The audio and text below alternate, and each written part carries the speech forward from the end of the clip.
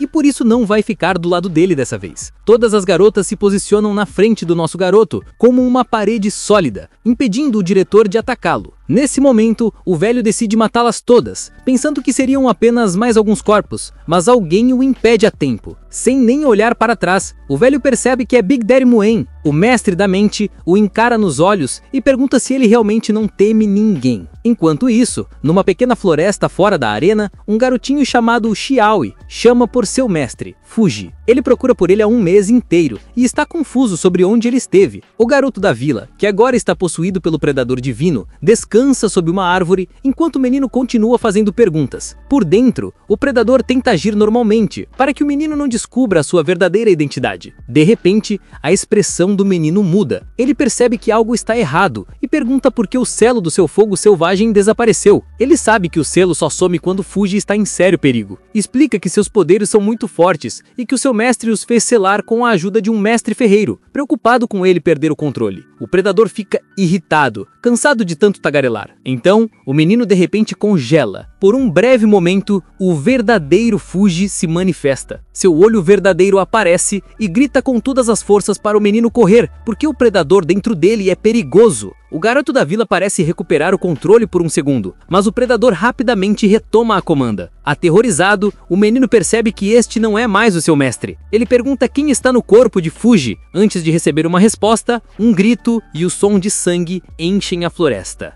De volta à arena, a competição recomeça após as reformas. Mestre Mu diz ao diretor que ele deveria apenas assistir às lutas com ele e não se envolver com os jovens lutadores. O velho responde friamente que está cego e não consegue ver nada. Mesmo assim, insiste que deveria observar. O juiz anuncia a próxima luta. Junin, o rei do Moicano, contra Fuji, o fogo do inferno. O Moicano diz que não tem medo dele. Muitas pessoas querem ver a luta, mas ele acredita que também é um concorrente forte.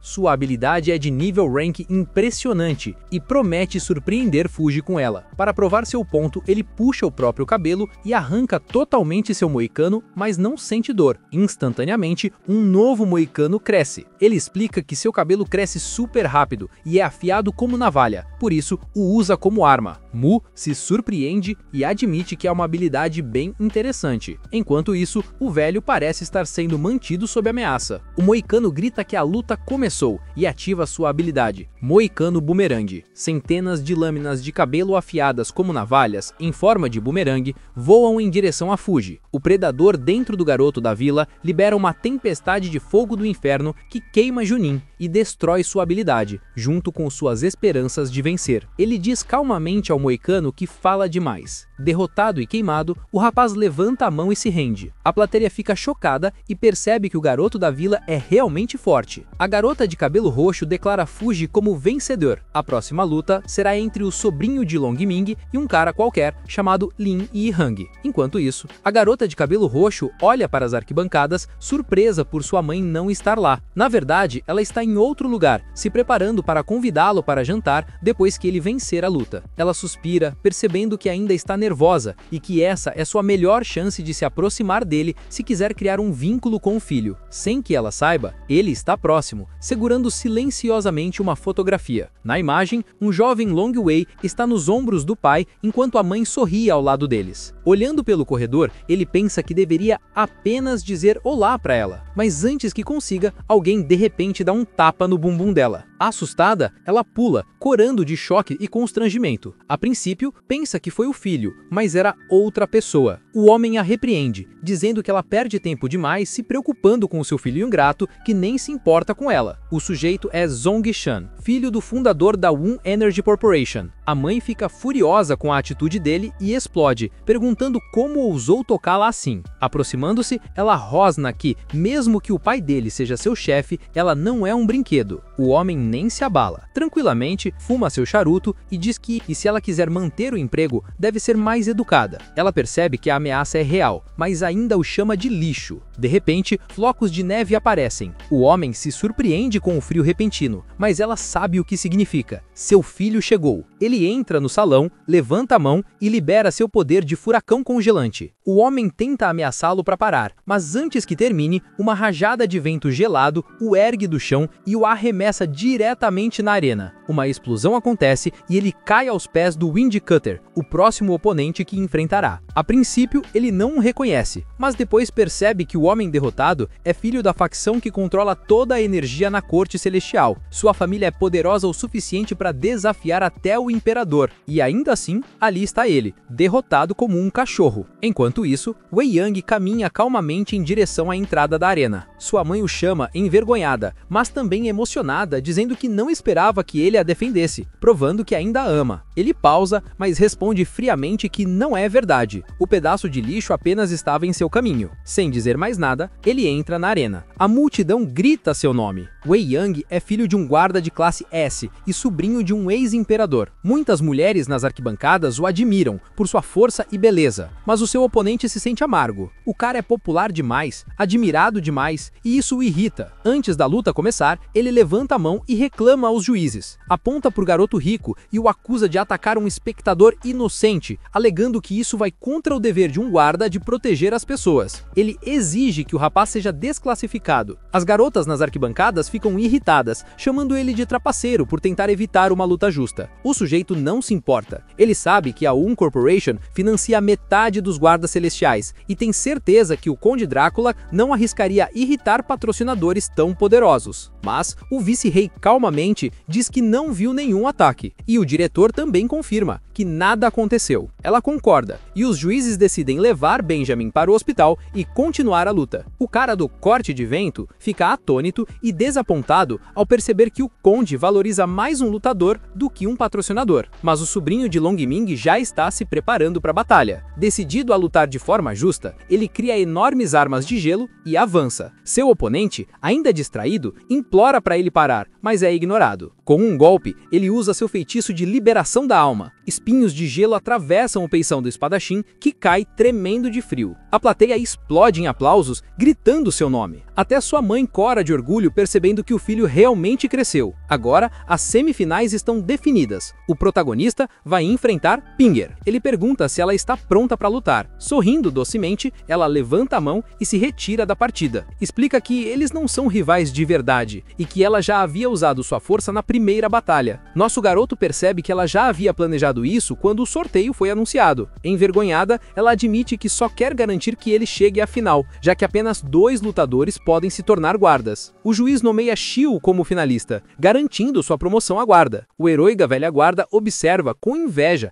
pensando que o protagonista teve uma sorte incrível por ter uma garota tão bonita, desistindo da sua chance por ele. Finalmente, a meia-irmã anuncia a próxima luta, o sobrinho de Long Ming contra o garoto da vila. Tecnicamente, é o predador dentro dele. Fuji entra na arena, se aquecendo e então levanta as mãos bem alto. Wei se surpreende, esperava que o garoto da vila atacasse imediatamente, sem perder tempo se preparando. De repente, um enorme pilar de fogo irrompe de suas mãos, tão poderoso que o chão se racha. As chamas se erguem formando a forma de um dragão. Todos na arena ficam boquiabertos, impressionados pois seu poder tomou uma forma física. Conde Drácula não demonstra emoção, mas até ela fica impressionada. Wei Yang, porém, permanece calmo. Ele sabe que Fuji está começando a luta com o seu melhor boque, o dragão do céu em chamas. O fogo se concentra em seu corpo, e o predador dentro dele se pergunta por que esse garoto alguma vez precisou ser selado. A luta começa quando o dragão de fogo abre a boca, criando uma bola de fogo incandescente. As pessoas assistindo prendem a respiração, temendo que as chamas se espalhem. A garota de cabelo roxo, chocada, pergunta ao mestre se deveriam parar a luta antes que alguém se machuque. O conde diz que não. O dragão de fogo solta uma enorme rajada de chamas em direção a Wei Yang, mas nosso garoto não se intimida. Ele ergue a mão, invocando um enorme muro de gelo. Os dois poderes colidem, fogo contra gelo. A parede começa a derreter, incapaz de suportar o calor do dragão. Com uma enorme explosão, o Coliseu treme e chamas preenchem a arena. As pessoas entram em pânico e tentam se proteger. Quando a fumaça se dissipa, o sobrinho do imperador tosse, mas ainda está de pé. Embora suas roupas estejam